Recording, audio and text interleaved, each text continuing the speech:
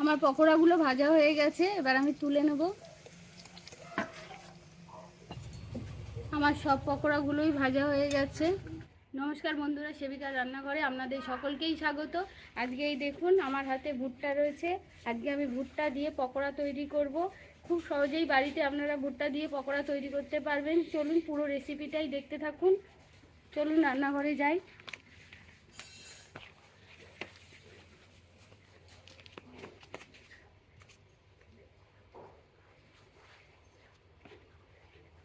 আমার ভুট্টা দিয়ে পকোড়া তৈরি করতে কি কি লাগে দেখুন।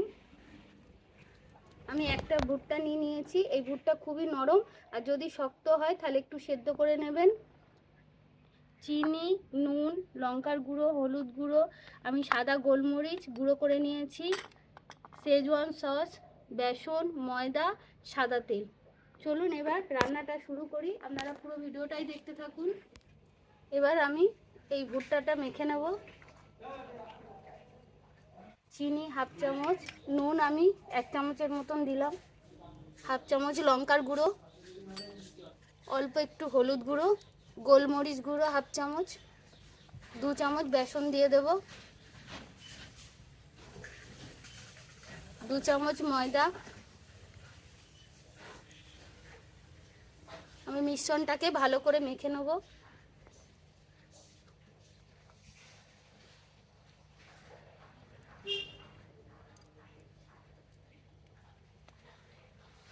এর মধ্যে আমার 2 চামচের মতন শেজওয়ান সস আছে, দিয়ে দেবো।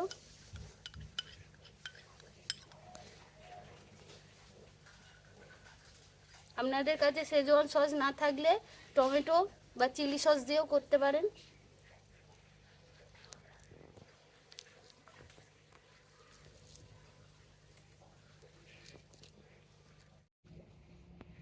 আমি অল্প করে একটু জল দিয়ে দেবো।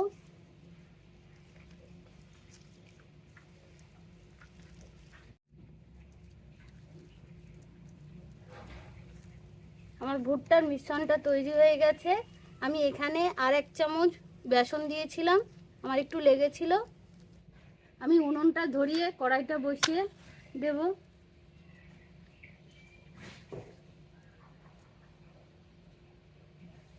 কড়াইয়ে আমি সাদা তেল দিয়ে দেব।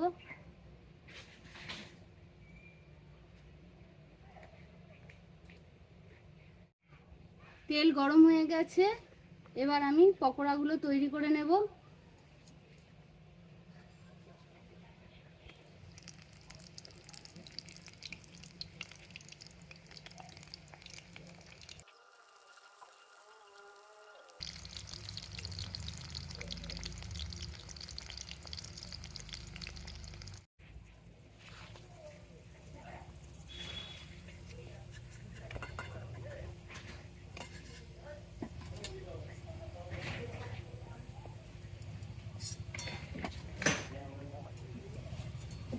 আমার সব পকোড়াগুলোই ভাজা হয়ে গেছে। আপনাদের সাথে সম্পূর্ণ একটা নতুন ধরনের রেসিপি শেয়ার করলাম। ভালো লাগলে কমেন্ট করে জানাবেন। সবাই ভালো থাকবেন, ধন্যবাদ।